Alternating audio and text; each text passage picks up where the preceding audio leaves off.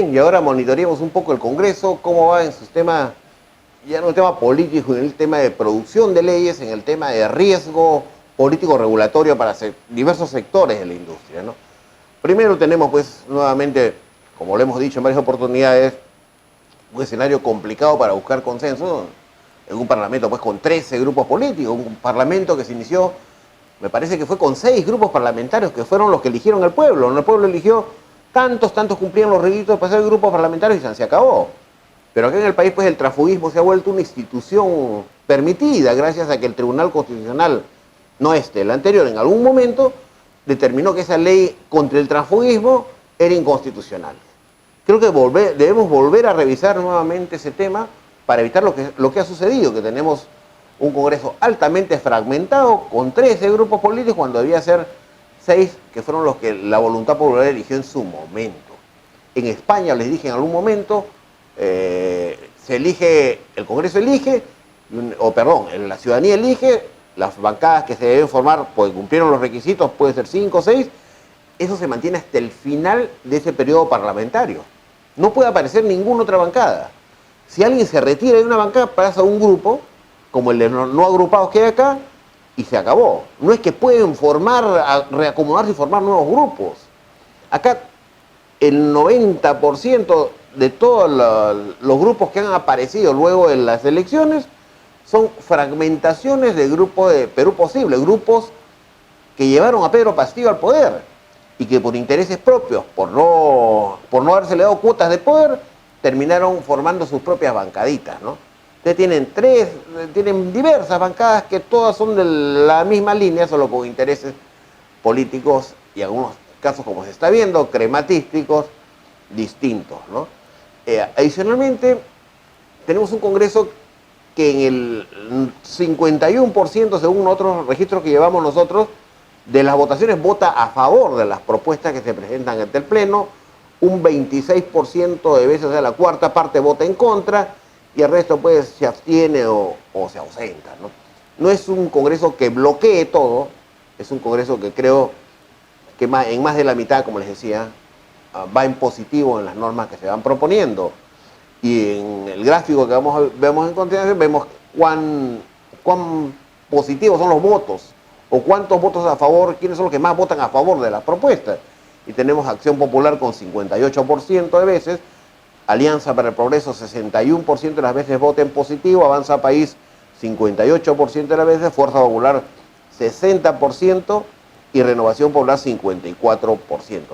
El resto de bancadas no son mayoritariamente, o no pasan de la mitad por lo menos de sus grupos que votan en positivo, ¿no? El hecho es que tenemos, pues, un Congreso no solamente que vota fragmentado, sino que es producto de ello y las ausencias, sus niveles de cohesión dentro de cada grupo parlamentario es bajo y continúa disminuyendo. Casualmente, cuando medimos cómo va votando cada uno de los 130, porque medimos todas las votaciones y separamos las que son de connotación política, porque entendemos que en esas votaciones es donde debe haber la mayor cohesión de un grupo parlamentario, porque son temas políticos. En temas técnicos quizás puede haber ciertas divergencias entre uno u otro, de una bancada, pero en temas políticos no puede haber eso. Entonces, si queremos medir, como lo hacemos nosotros, el nivel de cohesión real, tenemos que hacerlo tomando en cuenta esas votaciones de naturaleza política, en las cuales, como les decía, la votación debería ser uniforme. Y vemos en este gráfico cómo los niveles de cohesión disminuyen, ¿no? En marzo, por ejemplo, ha disminuido sustancialmente el nivel de cohesión, inclusive de los grupos que son más cohesionados. Mire, si el promedio en Avanza País era 0.66% sobre un tope, nuestra tabla va del 0 al 1.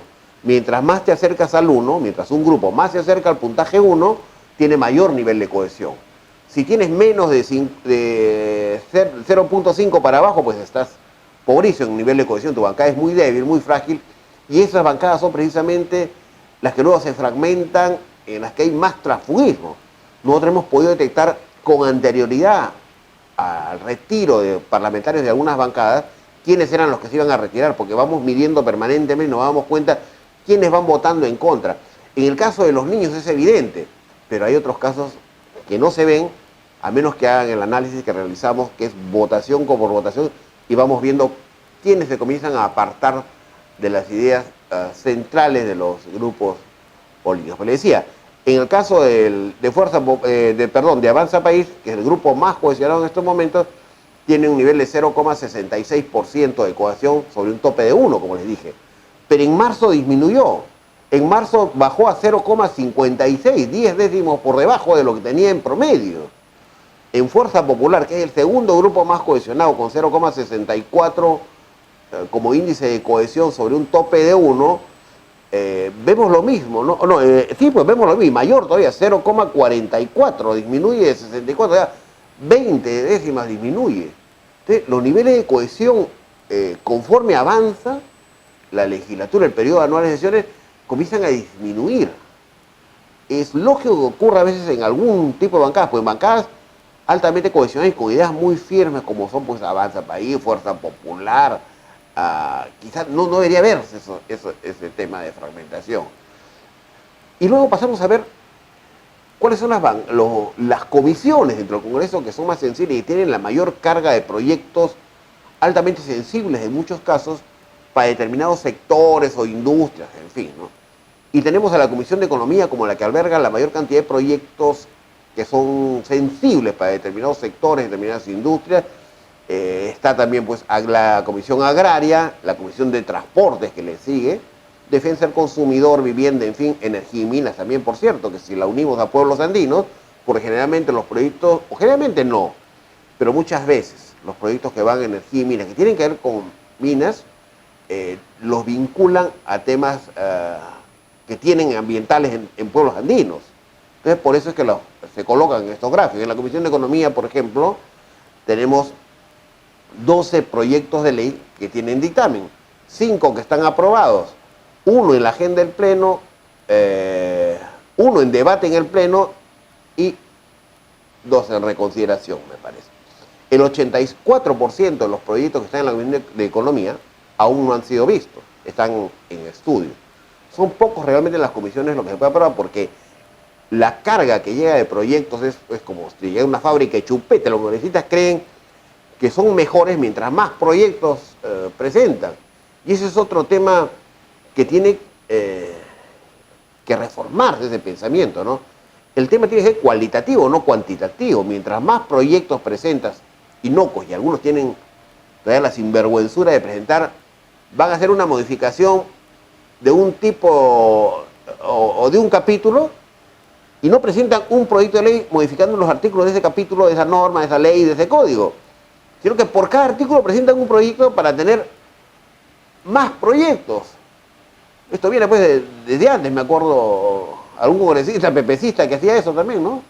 Pero eso debía eliminarse, ¿no? Porque lo que genera es esto, alta carga de trabajo para las comisiones que es imposible que puedan acabar con las que al final terminando el periodo anual, mandando al archivo la gran cantidad de ellos para poder un poco aliviar la carga que tienen, que es mayor, creo, a los despachos en el Poder Judicial. Luego tenemos la Comisión Agraria. También en este caso el 72% aún están en estudios. Tenemos 10 con dictamen, 4 en la agenda del Pleno, 5 en orden del día y 4 que ya están publicados en el Diario Peruano. En la parte superior de este gráfico ustedes ven una secuencia que establece cuál es el procedimiento, por dónde van los temas, ¿no? Un proyecto ingresa, pasa a una comisión, esa comisión emite un dictamen, luego se pone en orden del día para entrar al Pleno, luego entra a la agenda del Pleno, luego se debate en el Pleno, luego eventualmente es aprobado, y si es aprobado pasa la autógrafa al presidente de la República para que la promulgue o la observe si considera que no está de acuerdo, que ellos no están de acuerdo, ¿no? En fin, esto es lo que ocurre en el Congreso. Vamos a ver más adelante en otros programas ya a detalle cuáles son esos proyectos sensibles, industria por industria. Regresamos en unos momentos.